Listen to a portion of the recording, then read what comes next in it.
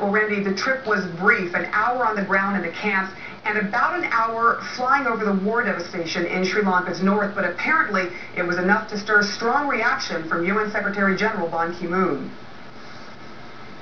I was so sad and I was so humbled by what I have seen. I have traveled all around the world and visited similar places, but this is by far most appalling scenes I have seen.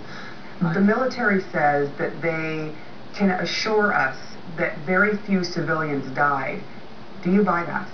I have made repeated on many cases that there were so many civilian population who lost their lives. That was unacceptable situation, and even though they might not recognize and admit this one, we have many such cases.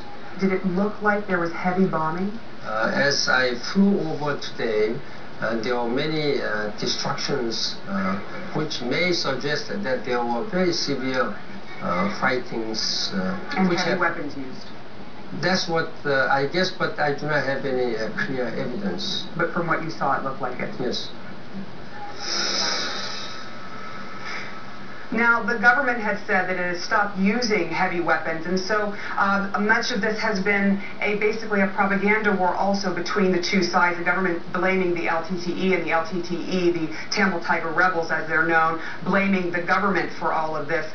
We should mention, though, that Ban Ki-moon was very, very strong in saying that he hopes that the government really turns its attention to these people who are in the camps. We went to the camps along with him, and I can tell you that the situation does look dire in some cases. In other cases, the government has made what they call model villages, which are a couple of steps up from an actual relief camp where people have water and this sort of thing. But certainly people are lacking in these camps, Randy.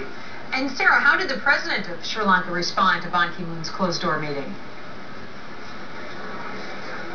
Well, the two met for some time this afternoon, and Ban Ki-moon said he was encouraged because the president did say that he is turning all of his attention towards the humanitarian effort here. Ban Ki-moon telling him that the UN and other aid agencies need free access to these camps, which has been restricted because the government says there were some security concerns during the war. But since the war is over, Ban Ki-moon was very clear in saying the war is over and now let us in to do our jobs. The president is saying he will look into it, and Ban Ki-moon hoping that that will result in free access to helping 250,000 plus people in these camps, Randy.